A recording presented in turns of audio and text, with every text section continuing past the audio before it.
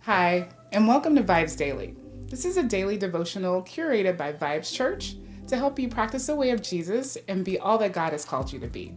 You have joined us for our year-long series titled Devoted. Acts 2:42 tells us that the followers of Jesus were devoted to the apostles' teaching, to fellowship, to breaking of bread, and to prayer. This podcast was created to provide context and commentary for what you read each day. Just before our friends begin discussing today's reading, we want to invite you not only for fellowship, but for prayer as well. We have created the VIBE Daily Chat Group to offer you fellowship and a community where you can state your observations, ask questions about the reading or the podcast. You can join us by downloading the VIBEZ Church app in your favorite app store. Click Join the Conversation and join us today. And finally, we hope that you can join us for prayer. Prayer happens Monday through Friday, and more information on that can be found on the VIBEZ Church app under prayer. Now, let's begin our conversation on today's reading. Yo, welcome back to the VIBEZ Daily podcast. It is day 148 of our year-long series we have titled Devoted, and we are so glad to have you back with us as we continue our journey through the entire Bible. This week, I am back and joined by my wife, Victoria, my friend Shameeka, who are with us. And so good to have you back, Shameeka, on the podcast. It feels good to be back.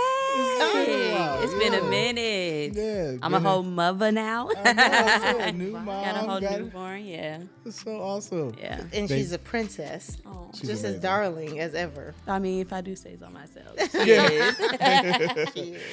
Oh, man. So glad to have you back. Our turn is coming soon. Yes, And, yes. You know, you guys will hold it down when Judah gets here, and we'll keep going from there. But it's good to have you back. So Thanks for having me.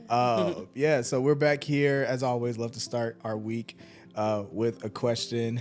Before we get into our reading this week, we got one book we'll get through, and then another one we'll start. But just before that, we have read 16 books of the Bible so far. Man. That we've already gotten through, from Genesis through Nehemiah.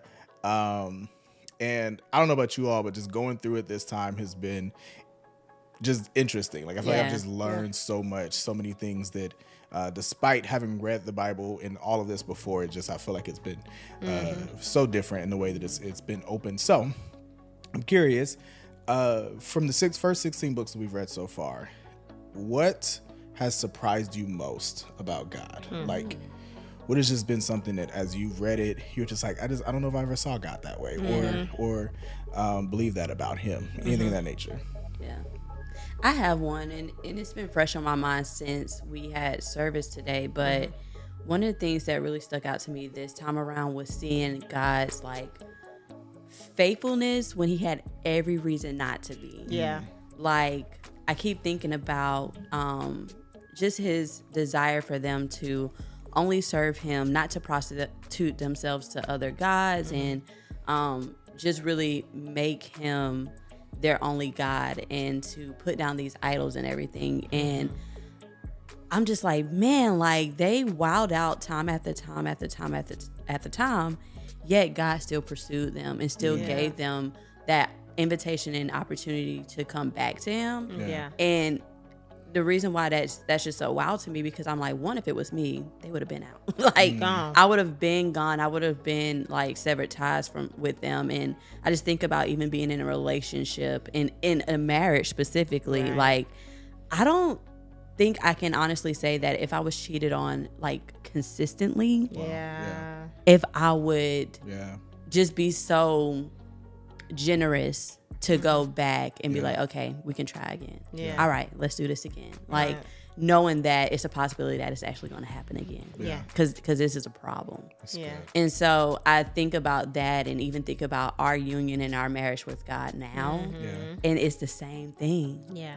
We're literally his bride. And when we choose not to just listen to his ways, but when we choose other things over him, it is cheating on him. Yeah. So that faithfulness part of him just really stuck out to me this time around. Yeah. That's awesome. It's good. Yeah, kind of along those same lines. For me, it's that grace, in that grace that he is so willing to extend. Yeah. one thing for me was like, it doesn't matter how cruel or how bad somebody was. Yeah. The moment they humbled themselves and repented, like he was there, like to be there for them. Like as many times as the nation of Israel, right, with all these terrible kings, like the moment that one of the kings or the people went out to battle and was like, okay, Lord, we're gonna try you out this time. Yeah. He was there to rescue them. And so to me, it was just like, wow, like to me, it just made me feel like I never realized though how willing he was there to be there for me. Yeah. Right? Because for me, when I mess up, I'm thinking, okay, I gotta work my way back. Yeah. Or like, oh, I gotta like gear myself up, or like I gotta repent and sackcloth ashes, lament, fast and pray, get myself holy again. And really, it just took like just humility. And so to me, like that part just warmed my heart into just knowing that that's the type of father that he is. It just makes me feel like less intimidated and less like not less sorrowful, but like less like getting like down on myself when I mess up. Yeah. Because I know he's not looking at me like like it breaks his heart, it grieves him when I mess up, right? For sure. But like the fact that like if I just humble myself and come back to him, like he's there with open arms. Yeah. That's something that like I never really saw, especially in the Old Testament. Of God. Yeah. That's good. I like that. Yeah, I think those are really good. And I think for me personally, as much as I probably understood God's mercy and stuff, I do agree that like the more we've rested in this and just thought about it over time, it's kind of like, I don't know, I understood the magnitude of that. But to give us just kind of one other thought, I think one of the things that was most surprising to me is really just like God's emphasis on Sabbath. Like, just from somebody who I grew up in the church, and I think the extent to like honor the Sabbath was just go to church. Yeah. Like you just go to church on Sunday. Yep. Maybe don't listen to your, trap music on Sunday. Right. Listen to that throughout the week, but not on Sunday. Like, whatever. Like stuff like that. Maybe, maybe live a little better on Sunday was kind of like my understanding of what honor the Sabbath was. And I feel like what was taught, it was never this idea of just rest and like, and even just like when we think about what we just finished, right, a couple weeks ago in 2nd Chronicles, that like when that book ended, like it emphasized that the land got like 70 years of rest. Right? Like the 70 years that they had skipped, they essentially had skipped that every 7 years they were supposed to give the land rest. And they had skipped that. And so they were like, well, God was like, well, I'm gonna get my 70 years back because like, it meant something to him. And so like when I think about of all the laws that I think I grew up learning and knowing, to me, Sabbath was not one that was emphasized. Yet when I read the first 16 books, I'm like, that's one that just does not get left out. Like it gets repeated time and time again that God was so just, I don't know, so serious about us Sabbathing and like taking that time to rest. So I think that's one thing that just surprised me. Like I think I probably always thought it was just a footnote type of law. Like, yeah, if you can, Sabbath, get some rest. But the real stuff is, like watch your language, don't sleep with people you're not supposed to sleep with. Like, these are like the big stuff. And Sabbath is kind of like just this thing over there. But like the more I read, I'm like, man, like that's something I really have to pay attention to. And it's been there since the beginning, like since creation. Genesis, one, right? Like since creation, it was like in Sabbath, like before the laws too. So that's real. Yeah. That's real. Yeah. So that was probably one that surprised me. But all right, well, we are, like we said, 16 books in. We are on book 17, which we will complete over these first 2 days. The book of Esther. So really excited to get into the book of Esther. And after following both Ezra and Nehemiah, it actually makes a lot of sense in context why Esther comes next, because time-wise, it takes place kind of in the middle of Ezra, essentially, right? So Ezra starts with Cyrus, king of Persia, ends with Darius, king of Persia, right between, ends with Artaxerxes, king of Persia. Darius is in there as well when they're building the temple, but between Darius and Artaxerxes is Ahasuerus. I could never say this man's name right. He's also known as Xerxes. Xerxes is much easier for me to say, so I keep calling him Xerxes myself. But my version says Asarius or Asureus. But this is the king that takes place right in there, and that is who we get introduced to here in Esther chapter 1. So we will get through the first 5 books today. Let's start here in chapter 1. Chapter 1 kind of just tells us, first gives us some context for like what's taking place and when this is happening. Talks about this kind of party to show off his kingdom that Xerxes is throwing. Or it tells me about what jumped out to you guys here in chapter 1 as we get introduced to this king of Persia.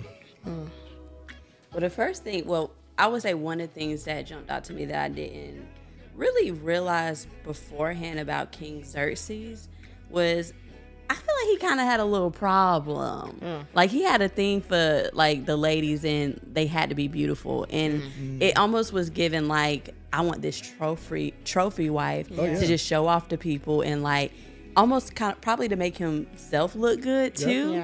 Whereas before when I feel like I read it, like I probably gave Queen Vashti a little bit of like, okay, now you should have just like listened kind of thing. But I think this was something that it came to a point where she was just fed up with it, where she's like, all right, now I'm always having to like be like gallivanted or like always like, you know, you want me to go in front of these people. And I just kind of put myself in her shoes for the first time and was like, that actually probably was really awkward. To like, especially if you're the type of person that don't want recognition or the spotlight on you. Like, to just go be presented in front of men just to be looked at. So I felt like even as we later read about the beautification process that these women had to go through, like he wanted something to look good. For sure. I can only imagine even just like maybe what he wanted her to wear or not wear, or like, you know, like what the presentation was supposed to be like that like was so appalling to her that she was like, no, I'm not coming. Again, I'm not doing this. What stuck out to me was this city of Susa, because it's something that we have heard in Ezra and Nehemiah now so far. It was like, oh, I was in the city of Susa, and so like it shows up again here, and I'm like, okay, like this was the city, right? Like this is where stuff was happening, and then just to see like his riches and stuff like that, like at this point, he said like he has conquered. Like, he says he reigned over 127 provinces. Like, my goodness. Like, from India to Ethiopia, like, he has money. Plenty money. You know, and so I didn't even think about, like, how much of an honor it was for Esther to eventually become queen, as we'll know later, of, like, how powerful this man was, right? Like, so in my mind, it's like, oh yes, it's a king in the Bible, but like now realizing like this is the same king that not only has conquered, you know, Judah, but has also like conquered like 127 other provinces. Like he is the man. I mean, and a lot of that I'm sure Cyrus started and Darius and others right along the way, but it did jump out to me. I think like to your guys' point, it seems really petty, kind of like what starts all of this, because as you said, like he's just drunk and trying to show his lady off to his friends, like drunk. You know, and just like, and then she refuses, and I mean, I just think it's funny. He like takes her to court over this, low key. Like he goes and gets like all this counsel and this advisory, like what should be done about this woman, you know, because she refused to come when I said something, and I don't know. Again, it just seemed real petty, like as a reason to just move on from her. But I don't know, what I find interesting, knowing kind of the rest of this story, is like as petty as it was and as insignificant as it felt. I mean, it's makes all the difference in like the future of the Israelites. Right. Like this like minor dispute that, you know, her refusing, Vashti's refusing, literally sets the course for the rest of the book. You know, and like had she just like every other night just showed up and just was like, all right, fine. That's true. You know what I'm saying? Like how different is the rest of history? You know what I'm saying? Like that's the part I just think that it's like, it seems so petty, but at the same time, I feel like it's providential. Like I feel like it's on purpose. That like as much as, you know, one of the things that we'll notice throughout this is God is not mentioned through this whole book, right? Like, God is not mentioned. That's right. You know what I mean? Like, as referred to as anybody that's like doing anything. But it's like, in my mind, I'm like, I feel like he did this. Yeah. Like, I feel like he had something to do with just like her feeling bold enough to not step up. Because if it wasn't for this, as we'll come to know along the way, like the rest of the Israelites that are still here in Persia, like the course of their history is completely different. Yeah. You know? So I don't know, like I said, it seems petty and it seems that, but I'm like, I wonder if that was just the nudge, Yeah. you know, that Xerxes needed to move on from Vashti and ultimately open up a search for a new queen. Yeah. And I do appreciate him sparing her life. Like he could have killed her. He could have. Especially like, just being rebellious towards the king. Like, so I appreciate him sparing her life. So yeah. Yeah, definitely. I think it's so funny how that his voice is like, oh no, we can't let this slide because that's problems for us. Yeah. If she say no to the king, I ain't even a king, bro. Listen, Right. My wife gonna be saying My no to wife. me. We ain't having it. is going to be saying no when I summon her, but when I try to summon her, That's real. she gonna be like, not tonight. Yeah. We can't have that. We can't start that. No, Yes. we're not starting this. So Which does highlight the power of influence. Yeah. Like, I do think, as crazy it may sound, like there is truth to that, where we do see in the history of like just leadership how one thing can be the thing that deters others. So sure can. I guess. No, it's real. You already know they was probably looking for a reason to say no. So as soon as the queen get away with it. Oh, we don't have to come when our husband's there. Oh, okay. Like, well, Vashti doesn't have to come. Yeah. I ain't coming. You know, you ain't even got me in royalty like her. Like, That's hilarious. That's real. I don't live in no palace. Right. They didn't want to start those problems. So yeah, no, they was looking out for themselves. It feels like they wanted to play it like it was like all the men. They was like, no, we gonna have a problem. That's real. That's good. Well, that takes us kind of into chapter 2, because after making the decision essentially to remove Vashti as queen and move on, they have to search for a new queen. And in chapter 2, I think, you know, the first thing that just jumped out to me is what you already referred to, Shameeka. I don't know if I paid attention to like all of what these women had to go through with this like beautification process before. Like that was something that was different. Like, I mean, it's been there the whole time every time I've read it, but like it just stuck out to me that I was like, yeah, they really going through. Yeah. Like it reminded me of you know, in Mulan when like Yes. Oh, yes. Right? when like she was going through that whole thing. That's true. You know what I mean? Where they're trying to like beautify her and teach her to walk a certain way. Yep. And do certain things. I was like, that's what it made me think of It as I was like reading it. And I was just like, man, that's crazy that she had to go through all of that just to essentially be beautiful enough to be the queen of Persia. And it wasn't just no quick process either. It was like months like months of this going on. So yeah. I think it was interesting though that like even though like it would take months, they still expedited her process. They did. Yep. And so I was like, oh yeah, she must have really been bad because it's kind of like, Facts. you need the extra months. You don't. Yeah. You good to go into the next level. Right. So That's real. I think that was really interesting. Yeah. But just like I don't know, just to even think about like Esther before she's even queen, like pretty much an orphan, right? Like taken by her uncle, like like the humility that she probably already had, like.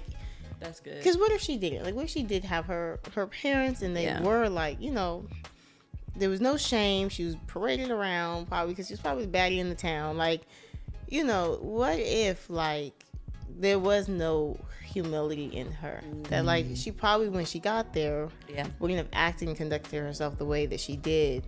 And taking the people's advice, right? And taking and then going before the king and doing as they told her to do. Like, so I just even think that like this was a hard thing for her to endure, but was probably like a grooming for who she needs to be as queen, right? Like even this, like, oh, I'm not gonna go before the king. Like, who am I? But still, she is queen at that point. But it's like, still, who am I? But I think even goes back to like her upbringing. Yeah. You know. I do love her relationship that she does have with Mordecai. Yeah. Because there's a lot of trust that they've built together where she doesn't even second guess anything that he says. Like, and I think that obedience was definitely what we'll see later on necessary for the events that did take place, for sure. But this was my first time in this book realizing that her name isn't really Esther. That is Hadassah. I think I'm saying it right, you know. But I was like, like she is so well known by Esther that I do love that they did point out just what her name is, but she's known to be called Esther. Yeah, we see that a lot with this time period where the Jews are in Babylon / Persia. Because when we get to like Daniel, for instance, like Daniel is what his Jewish name is, but they call him what Belteshazzar or Belteshazzar is what like his Babylonian name becomes, right? Shadrach, Meshach, and Abednego are actually their Babylonian names because they have Hebrew names that, you know, Mishael and I can't remember the other two. That makes sense.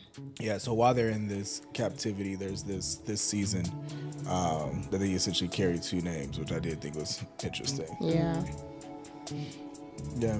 Anything else in 2? What else jumped out to you guys? I did want to ask, because we're seeing a lot in the language, like that things were recorded in the book of the Annals, and that's at the end of chapter 2. What is this book of the Annals? Is it separate than like the like the Chronicles and Kings and like all these different things? Like, it often mentioned that certain things were recorded in there. Are you guys familiar with that at all? So I don't think it's books that like, it's nothing biblical. Okay. Or even, it's not biblical. It's more like kingdom records, right? So like for the record of the kingdom of Persia, they would kind of keep stuff, right? Because even if you think about like when we read Ezra, there's a point where King Cyrus is given this decree for them to go back and build the temple. Yeah. And Haggai and Zechariah come along and encourage them to build it again, and then the Samaritans come and try to like stop it. And they say go back to essentially the annals, like go back to the records, right? Go back and read what Cyrus wrote. And they have like this, they just kept a record of what the kings did pretty much like each day. And so so I said it's not biblical. It was more just like historical text that people, for all the kings, they kind of kept track of, but not necessarily something that was spiritual in any way. Which is good to really have, especially in the example that you gave, like that saved them back then from not being able to rebuild this temple. And then we'll later see, even in the chapters to come, how like those records were good. Good things that they included in there. Yeah, it's kind of like a little force or a little Easter egg, because obviously that does come back later. Yeah, exactly. Yeah. The last thing in 2 for me was you mentioned this relationship between Mordecai and Esther. Yeah, I thought it was really sweet in verse 11 how he walked in front of the court of the harem to learn how Esther was doing the whole time. Like, I think it was beautiful that like he didn't just send her off and was just like, whatever happens. But like he continued to like be as close as possible to her to make sure that everything was okay and to get reports. And so I really love that. Like, even you said, even eventually when she becomes queen, like there still is communication back and forth between like him and her through servants and stuff. Like, I just I love that he never abandoned her. Right? Yeah, that's good. Yeah, and that paid off for him, because we get to see that he overheard this conspiracy happening where you have these two guys that wants to assassinate the king. And I think that was really bold of him to actually like pass that along and like make sure that something was done about this, because he could have just like not even cared or like been like, oh, that ain't my business, like let me stay out of this. But yeah, that's good that he did that, and we will see how that also played into like the favor he received because he had the king's back. Exactly. In that regard. Good. Well, as much as he may have earned the king's favor, there is a guy that does not like Mordecai. And who don't. introduced to Haman, who is upset with this guy Mordecai. Big Essentially, the king kind of elevates Mordecai, makes him, almost like second in command in a lot of ways, and because of that, there's this edict or command that like anytime he walks in, man, you got to bow down to the guy or stand up or kind of show honor to him. Mordecai's like, nah, I ain't doing that. Yeah. Like, you just the man. You're not God. Yeah. And Haman is not happy with that. Yeah. So we kind of see his plot and some of how his response to that. What jumped out to you guys in chapter 3 as we kind of see, Haman's disapproval of Mordecai. Yeah, at first I was going to say, like, I was wondering if Mordecai's act was just like him just being rebellious. But to your point of like, you mentioned, oh, he ain't God. I think it probably was more so a reverence to God. Just like how we saw with, what is it? The 3 Hebrew boys. Yes, the 3 Yes, Hebrew boys. Where it's just like, actually, no, I'm not going to bow down to you. Yeah. Like, I'm not. And I think he had good reasons, too, because Haman just was very prideful. He was arrogant. Very. Oh, yeah. He was so Very. arrogant. Oh, like, he wanted to be elevated and the spotlight on him. And, like, even the conversations he had when he went back home with his wives and them. And it's just like, okay, Haman, like, it's not about you. Like, chill It's out. really not. So yeah, I do appreciate like Mordecai. I'm assuming like being firm and like, no, I'm actually not going to bow down to you because you're not my God. Yeah. Yeah. I think it was just hilarious though that like just this one man got him so upset. Yeah. Like everyone else is bowing down to you. Everyone else. So and you real. gonna let one person So real. anger you and frustrate you to the point that like you said, you eventually later on like have to go back and talk about it and make a plan. And, like it's one. First of all, not even one guy, one Jew, like one in their eyes, slave, right? Like foreign slave at this point. So I just thought that was so good. interesting. Yeah. That's so good, babe, because I feel like it's just like us. It is. Like, it's just like us to have, like, the approval of the king. Father. Ooh, come on I'm now. gonna bring it home, Pastor. I see where you It's going. so good at the approval of the king.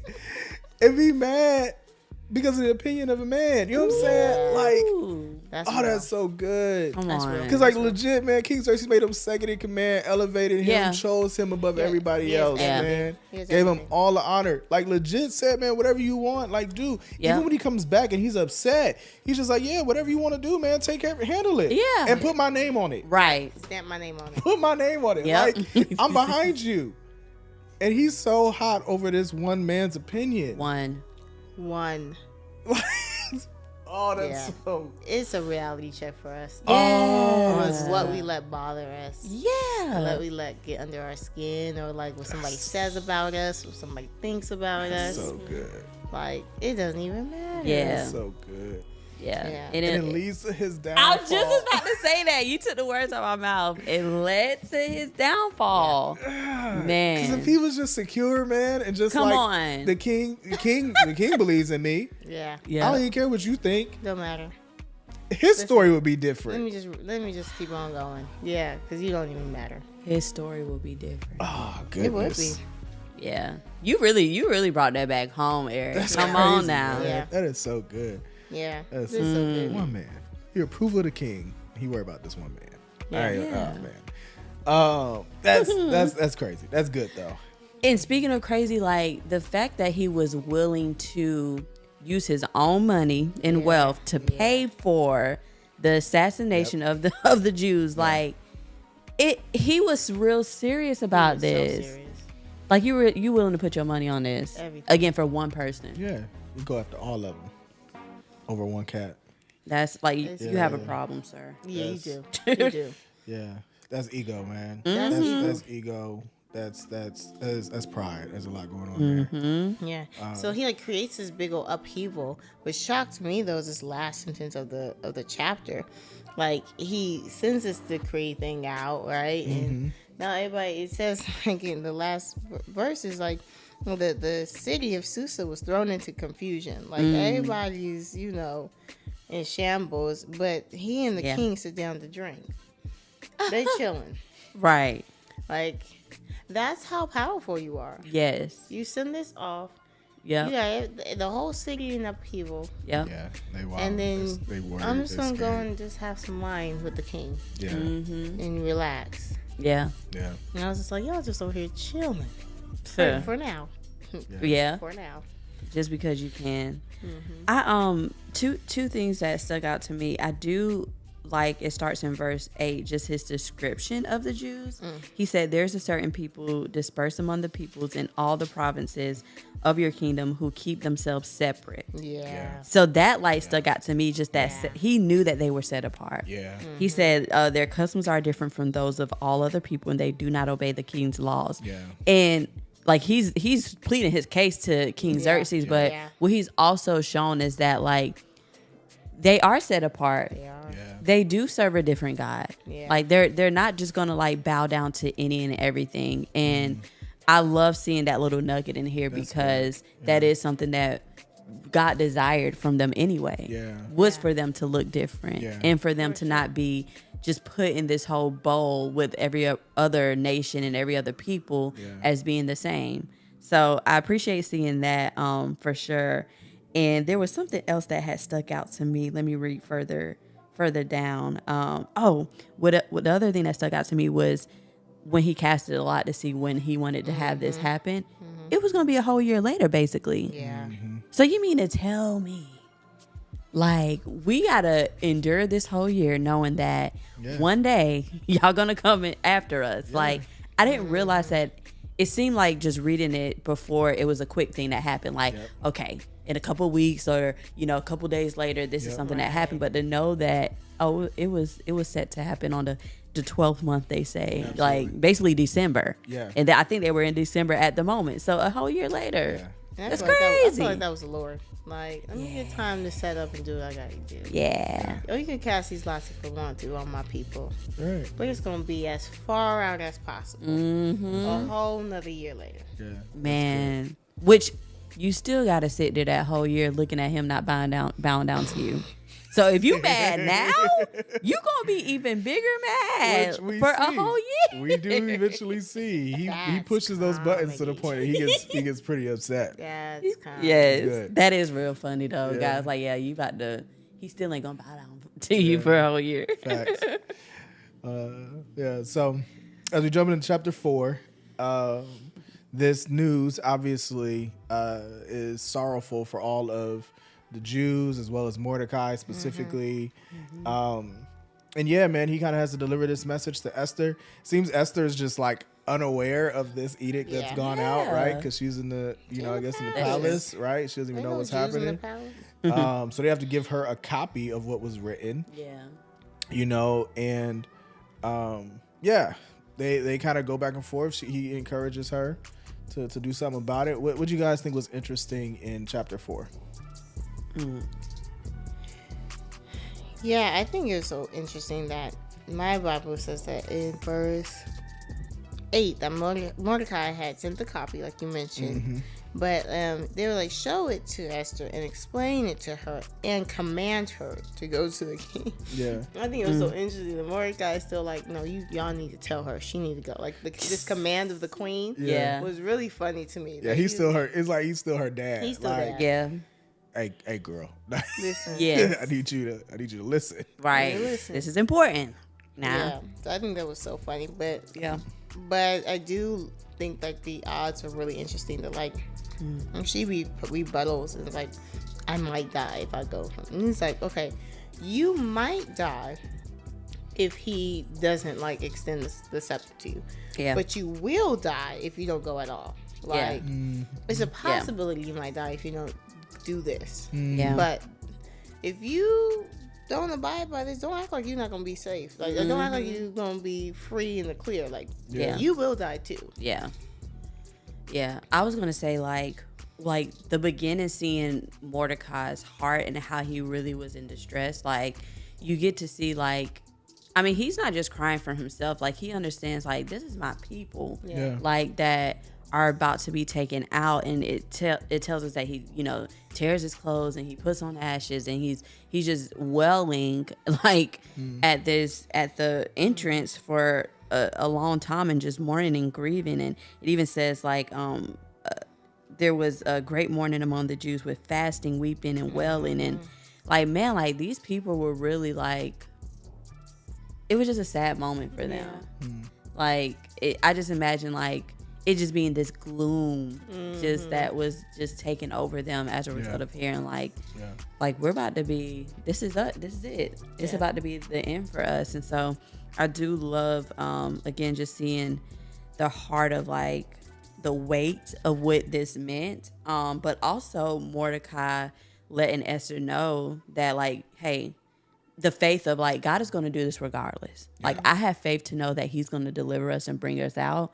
But you rather him use you than anyone else. And I felt like that was an invitation, even for me in my life, whenever God is placing visions on my heart or things that he desires for me to do. Like, I could be disobedient and say no and be like, yeah, actually, no, I'm not feeling that. Or like choose somebody else. And the truth is, he will choose somebody else because he has a mission to accomplish, and there's things that he wants to carry out in this world. But wouldn't it be better if he used me to do it?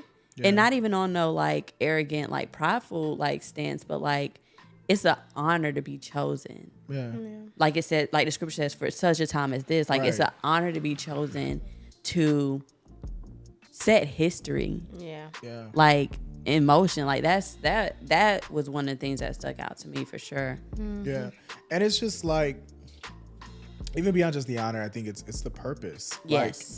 Like what if this was the entire reason I was created? Exactly. You know, and I think like there's a part of me that's like, I just don't want to miss that moment. Like, I don't want to miss the moment of like, this is why God put me on this earth. This is why, you know, Pamela and Eric conceived, right? Like to make me like, this is it. This is the reason, like whatever that thing is, man, if God puts that before me, I'm like, I want to step up for that. And again, maybe it's not saving an entire people, but like that's kind of the weight of it. And I agree with you. I love that Mordecai's faith in 14. It's just like, if you keep silent at this time, relief and deliverance will come to your Jewish people from another place. Like, God is still going to keep, God is faithful. He's going to keep his promise. I know that's what God's going to do. So if you keep silent, you and your father's house, y'all going to be dead. But he going to still keep his promise somehow. He'll do it. I don't know how, but he going to do it. But perhaps this is the whole reason you're in this spot. Like, you didn't come to be queen just so you could be beautiful and rule. Like, maybe this is why you're here this whole time.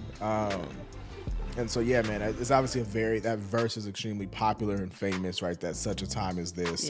But I think, in the context of all of it, I love it. And then I think for me, back to your point earlier about like, I might die in this, I do love her heart at the end of this. They're just like, if I perish, I perish.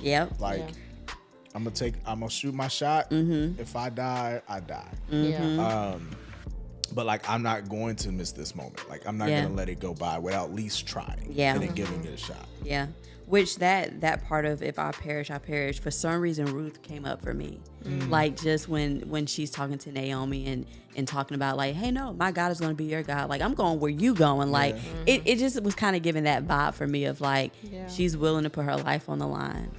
Like, not just for a generation, for a people, like, but to carry out God's will is really good. And it, again, I'm just challenged by how many things have I let pass by me.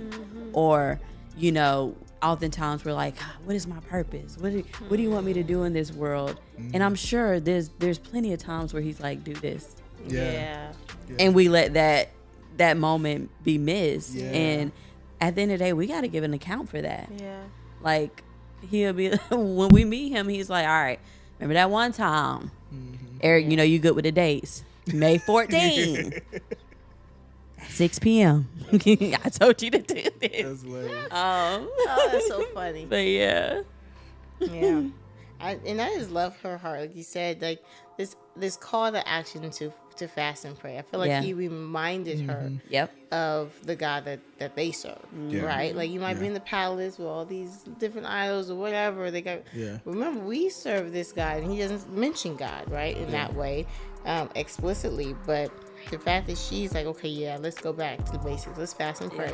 And let's do our part. And a little bit jumping into chapter 5. I just love it that like she's fasting, she's praying, but it seems like she's also preparing. Because when she shows up in chapter 5, she already has a banquet that's already prepared for her on that day. Like the fact that she said like the banquet today, I'm like, oh, so what? You already had servants. Because a banquet fit for a king, that takes time and preparation. You know that she can say that on the spot. That's real. Without having commanded anybody to do anything, to prepare anything. And so to me, even says that like she had just at least a glimmer of hope. Like at least some type of faith. It's like, okay, while I'm fasting and praying, I'm not just idle. When I'm fasting and praying, I'm going to try and prepare as best as possible for this next step. Man. Yeah. That's good. Yeah. Well, I mean, going into 5, as we kind of bring today's conversation to a close, her plan does go into action, right? And she approaches the king to make her request known. And I think what I love is, to your point, I mean, even in the beginning, like, I love the like sign from God. You know, I feel like God does this so often where he just gives us like a little confirmation that, man, like, I got you. Like, I'm with you, right? Because when she walks in, like, he doesn't just invite her in. He offers her half the kingdom. Like, off the back. Like, straight up. What do you want? You can have anything you want up to half the kingdom. Hey, girl, what you want? Like, hey, babe, I ain't seen you in a month, girl. How you been? You know what I mean?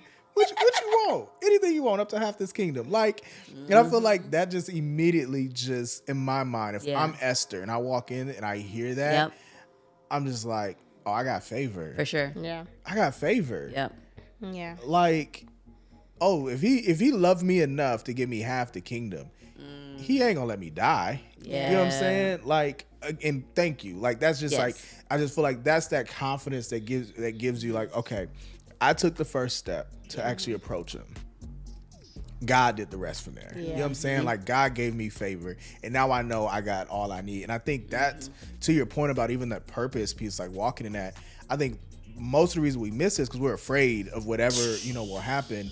And often it's just like, man, just take the first step. Just do it. Just get into it. And then like God will give you that little bit of confirmation. Like, you're on the right path. Man, I got you. I was working this thing out for you the whole time. You don't even know. Like, this man had eyes for you this whole time. He loved you more than anybody else. Like, we get that written down now. I don't know if Esther knows this. You know what I'm saying? That she's loved more than anybody else. But like, God working that out the whole time, And so I love that little bit. But anything else that jumped out to you guys in 5? Man, you about took me out right there.